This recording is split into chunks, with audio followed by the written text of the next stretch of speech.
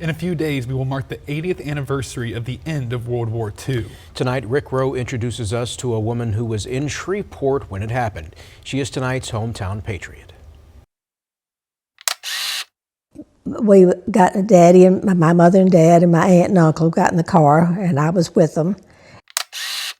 And we drove down on Texas Street, and this was in the afternoon. It was 4 or 5 o'clock, and the whole Texas Street was packed with people, and they were yelling and hugging, and the soldiers were kissing girls, and they were just all over the street, and it was just like a big celebration.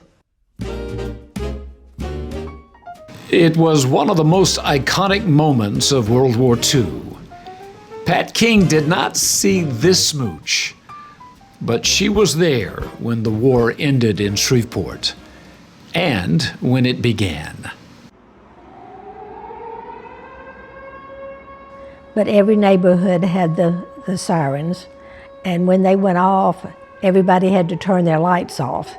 And then the air raid warden would walk the streets and be sure that everybody had their lights off, and if there were any lights on, he would go up to the door and make them turn them off.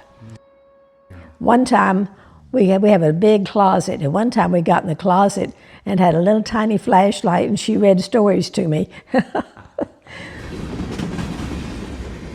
Daddy worked with the troop trains, and we used to see a lot of soldiers on those trains, so waving at my mother, I think.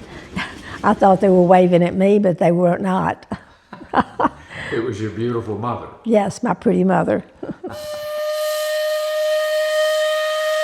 They said cigarette packs had foil in it, and so I would pick those up. I'd find them on the ground where people throw them down, and I would take that and take the inside out, and there was foil on the inside after you take the paper off.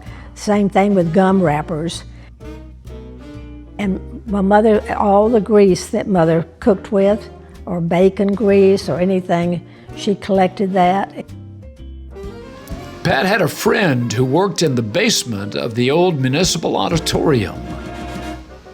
Anyway, they told them, the ones that worked there, every morning when you leave, you go in a different direction. Don't be sure you're not followed, because it was such a private thing. And she said they watched in case any planes flew over here from somewhere else.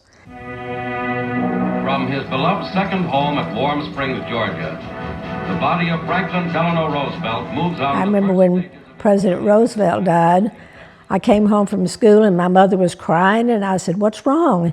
And she said, "President Roosevelt died." We joined the USO downtown. They would take us on a bus, all the girls on a bus. We'd go out to Barksdale to the Enlisted Men's Club. And they had a wonderful band, and we would dance with the guys, and they were so nice. Pat would marry one of those nice young men, a Navy man. They had 2 boys, raised them in Shreveport. Pat became a widow after 63 years of marriage. At 91, she lives alone now, surrounded by memories of a sun-filled, joyous afternoon in the late summer of 1945. Yelling and hugging, and the soldiers were kissing girls, and everybody was excited. The war was over.